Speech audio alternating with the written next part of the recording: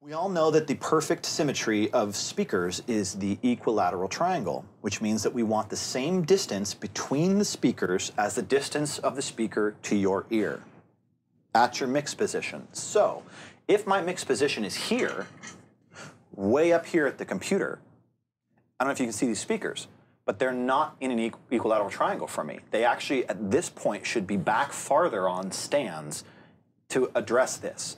Okay, so the other interesting thing that you have to account for is that the bass response has a physical, scientific, acoustic sine wave moving air going in.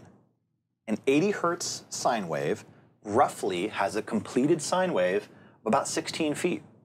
So if I want to hear the low bass, I'm not going to hear it right here. I'm going to hear it back there. In reality, that's why we learn about cars driving down and like, right, as they pass by us, because bass is so wide and long, whereas the 10 kilohertz, the sine wave completes like in this, right? But it's like 16 feet at 80 hertz. So what ends up happening is that so we jack up the bass on our speakers because we're like, oh, I want to feel it. Okay, I would probably in this situation recommend you get a subwoofer and put it way over there so you could feel it here and make sure they're perfectly in phase with the speaker so there's no comb filtering between the speakers and the subwoofer. But now we're getting ahead of ourselves. So, calibrating your studio. Realizing that this is just too close.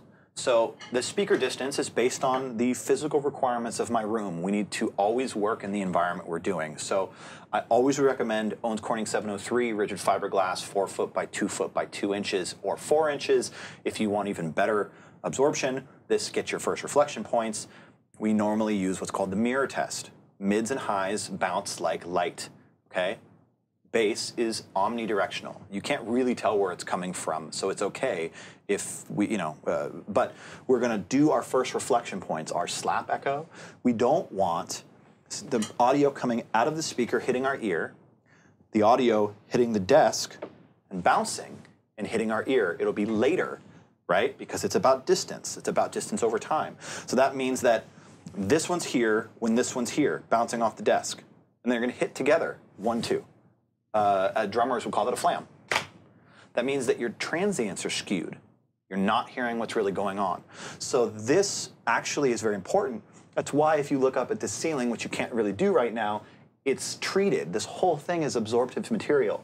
It's not reflective. It's not wood because we don't want an echo to bounce off the roof. We want it to absorb so that the only audio we get in the room is what's coming out of the speakers direct to our ears, as much as we're able to control this, okay? So when you're setting it up in your bedroom or wherever, you have to pay attention to this. There is no better investment in your personal studio than Owens Corning 703 to treat your room. Okay, let's get to it. So what I've got here is a tape measure. So the physical requirements of my studio are such that I have to have these Genelecs where they are. Okay, so what I'm going to do is I'm going to measure the distance between them. So I'm going to go woofer to woofer, and it's roughly 55. I've already done the work. Here we go, 55, all right? Then what I'm going to do is I'm going to measure that same 55, woofer to my mix position. If these don't add up, you're doing it wrong, okay? Get a tape measure out. If you don't have a tape measure, get a mic cable. Use some colored tape on your mic cable. Have a friend hold it.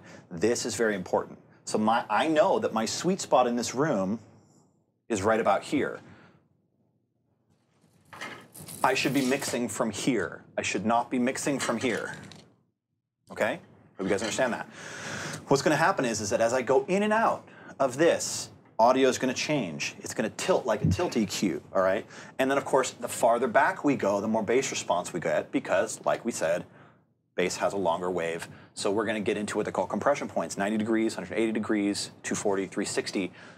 This is really important when you're miking kick drums, but let's stay on task. So all things considered, these speakers should be directed at us, right? Remember, they should follow this ruler right at our nose or ears or whatever, but let's get it as close as we can, all right? So the first thing I did when I came into this room this morning is I put on some music that I like to listen to. Just flipped through some YouTube links, and then I started adjusting the speaker position.